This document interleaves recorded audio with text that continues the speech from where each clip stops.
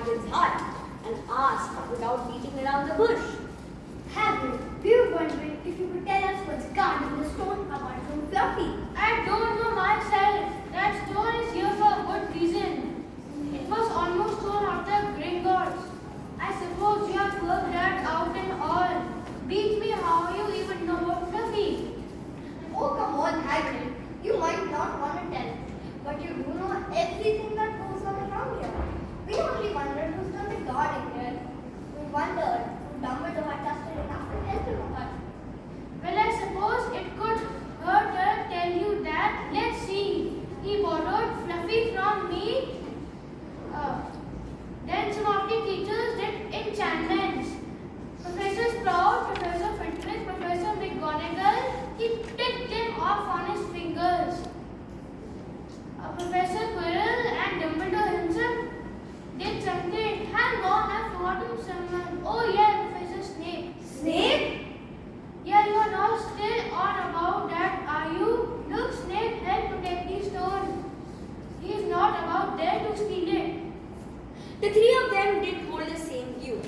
About a week before the exams were due to start, Harry's new resolution to not interfere with anything that didn't concern him was put to an unexpected test.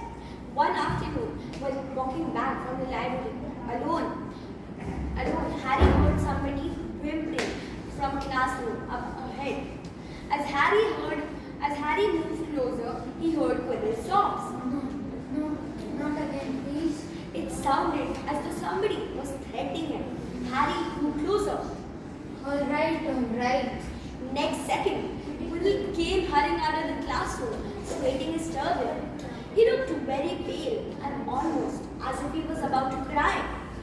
He strode out of sight, and Harry didn't even think that Quirrell had even noticed him. Harry waited until Quirrell's footsteps had disappeared and then peered into the class. He ran to Ron and Hermione. Snape's done it.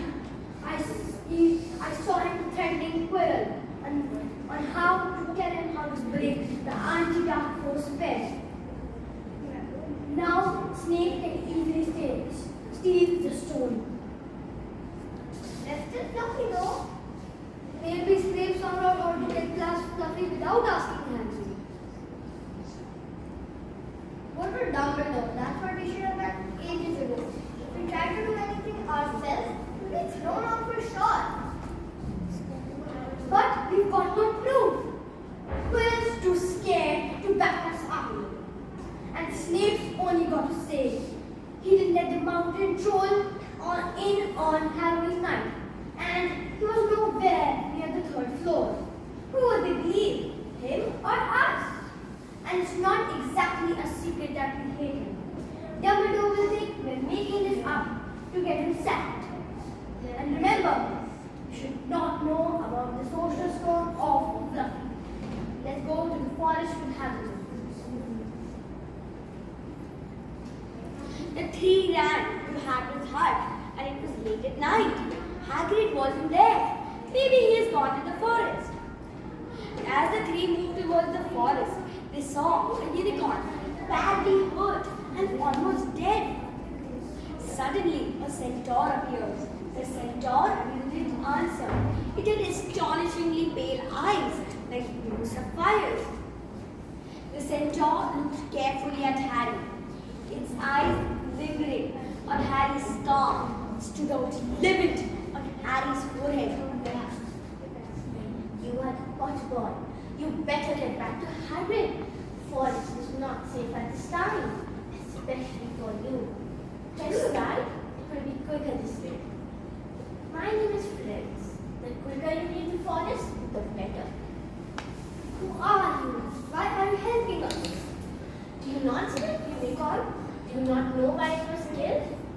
Or have the plans that led you on to that secret? I have set myself against what's lurking in the forest at this very moment. Harry Potter, do you know what unicorn blood is used for?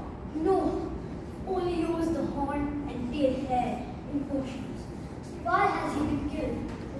That is because it's a monstrous thing to slay a unicorn. Only one who has nothing to lose but everything to gain would commit such a crime. The blood of a unicorn will keep you alive even if you're an inch from death. But at a terrible price. You would have to slay something pure and defenseless to save yourself. You would have but a half-life, a cursed life from the moment the blood touches your lips. But who would be that desperate? If you're going to be a ghost forever, that's better, isn't it? It is, unless you can stay alive long enough to be something else. Something that will bring you back to full strength and power. Something that means you can never die. Harry Potter, do you know what's in the castle at this very moment? Of course, the Philosopher's Stone, the elixir of life. That's what Snape wants, but I don't understand him. Can you think of nobody who's clung to life so long, awaiting for their chance to come back to power? Do you mean Voldemort's trying to, Snape's trying to steal the stone for Voldemort, and Voldemort's waiting in the forest?